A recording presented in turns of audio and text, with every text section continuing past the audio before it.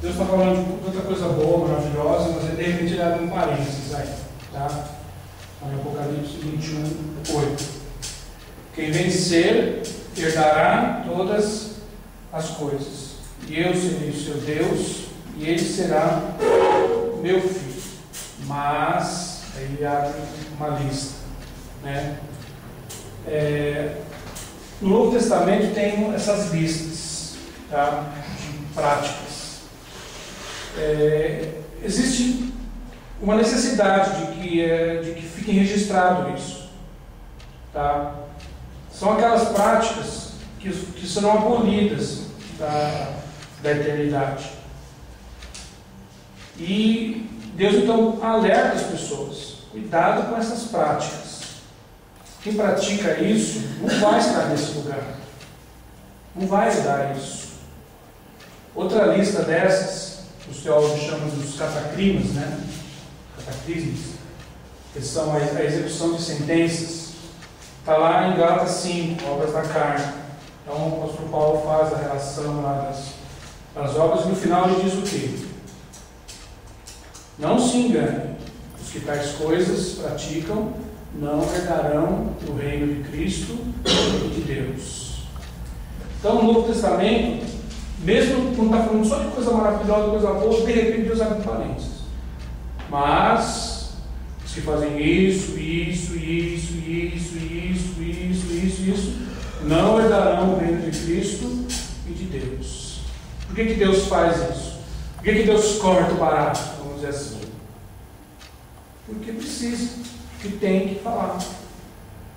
Para que mais pessoas sejam alertadas, vigiem e possam alcançar, né? Possam alcançar esse estado, que é a vontade de Deus, como a gente já falou.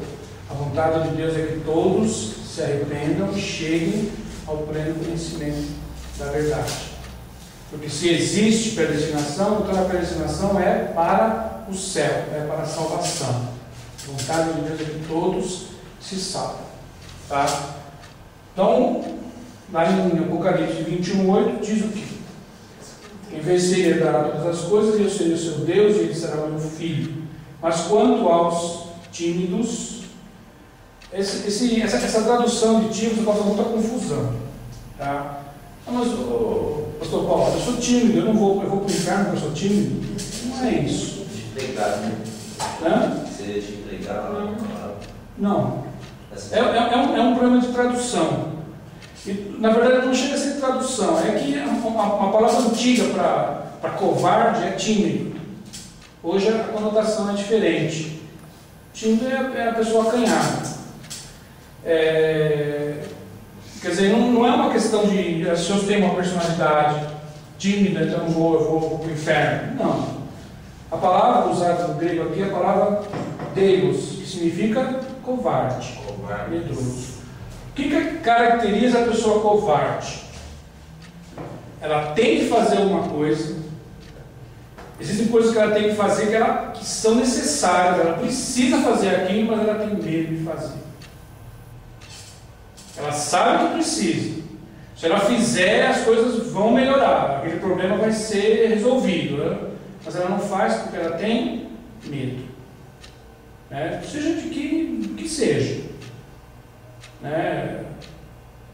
Ela tem que fazer uma coisa, ela não faz porque ela tem medo, sei lá, de morrer, medo de perder esse, de perder aquele, de perder isso, de perder aquilo, sei lá. Então ela não faz algo que precisa ser feito. Não é algo que você quer fazer, ter medo, não. É algo que precisa ser feito e tem que ser feito, né? E a pessoa não faz porque tem medo. Então isso é covardia. Isso é ser covarde. E a Bíblia diz que os covardes não vão herdar o reino de Cristo e de Deus. E os incrédulos, o grego apistoso, inconversos, descrentes, aquela pessoa que resiste ao Espírito Santo, resiste à verdade, não quer, é incrédulo, não acredita, Não acredita que Deus pode realmente fazer isso, pode fazer aquilo, não acredita que pode ser salvo, não acredita que pode ser perdoado, ou não acredita que precisa abandonar o pecado, um monte de coisas. Tá? Então, os inconversos, os descrentes, os abomináveis, no grego, os atenitas, os sem lei, os pervertidos, os que cometem perversão, e os homicidas, quer dizer, os androfonos, assassinos, dolosos, aqueles que ofendem, que machucam, né? Aos fornicadores, os pornos, quer dizer, viciados em sexo ilícito, não consegue ter prazer com uma esposa, ele precisa de outras, ele precisa, então, são viciados em sexo ilícito. Tá? E os feiticeiros, quer dizer, os farmacos, quer dizer, os ocultistas e drogados. No grego, o termo feiticeiros identifica tanto um como o outro, ocultistas e drogados, pessoas que mexem com drogas, tá? Que usam drogas. Vamos dizer assim, na cultura grega era tudo a mesma coisa. Existem algumas práticas que são comparadas a esses pecados, né? Por exemplo, a rebeldia comparada com pecados de feitiçaria. Então, entraria, vamos supor, essas práticas dentro, por exemplo, quando fala dos abomináveis, a contenda entre os irmãos é considerado na Bíblia abominável ao Senhor. A palavra de Deus diz: 6 coisas eu aborreço, e a 7ª eu abomino. Quando o Senhor diz abomino essa atitude, essa prática, é um pecado que ele abomina. Então seria abominável aquele que semeia contenda entre os irmãos. Entraria aqui, entraria. Por exemplo, os idólatras, né? Existem pecados que são comparados com pecados de idolatria. A avareza. A avareza é porque é amor ao dinheiro. A pessoa que não dá. Pegada só os bens materiais. Não ajuda ninguém, não dá dízimo, não dá oferta, não ajuda ninguém, sei lá, né? É avareza, né? Ela acha que vai faltar para ela, não vou dar porque vai faltar para mim. Se eu der, vai faltar. Tal. É a avareza, né? Onde está em avareza? O que seria? Na idolatria. Tá? Rebeldia. O idolatres, adoradores de ídolos, né? Que praticam cultos a ídolos, que adoram, colocam coisas na frente de Deus, né? Tudo isso é idolatria, tá? Culto à personalidade, são formas de idolatria. E a todos os mentirosos, pseudos, falsos, né? Os hipócritas, né? Os que enganam, tá? Os que fingem, os que dissimulam. Fingir é mentir. Quando você finge que uma determinada situação para prejudicar alguém ou para enganar alguém, tudo isso são mentiras, né? Usar de hipocrisia são formas de mentir, tá? Não é somente falar uma mentira, uma frase mentirosa que é mentira.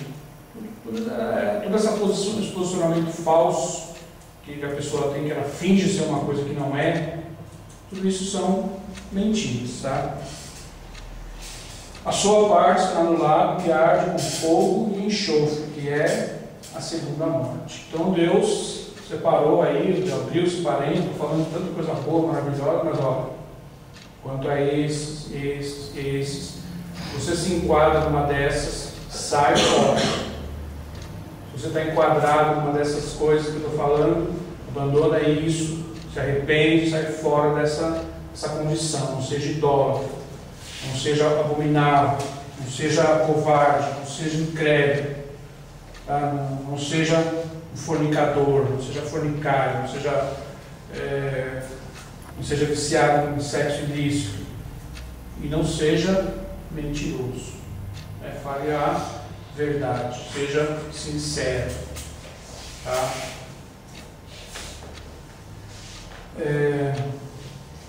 E veio um dos 7 anjos que tinham as 7 taças cheias das últimas 7 pragas, e falou comigo dizendo: Vem, mostrar-te-ei a esposa, a mulher do Cordeiro.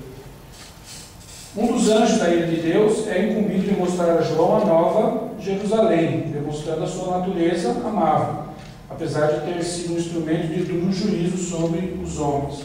Agora ele mostra aos remidos a sua recompensa eterna. A cidade é apresentada novamente como a mulher do Cordeiro, denotando a sua estreita ligação com a igreja, como se fosse uma só essência. Tá? Então existem duas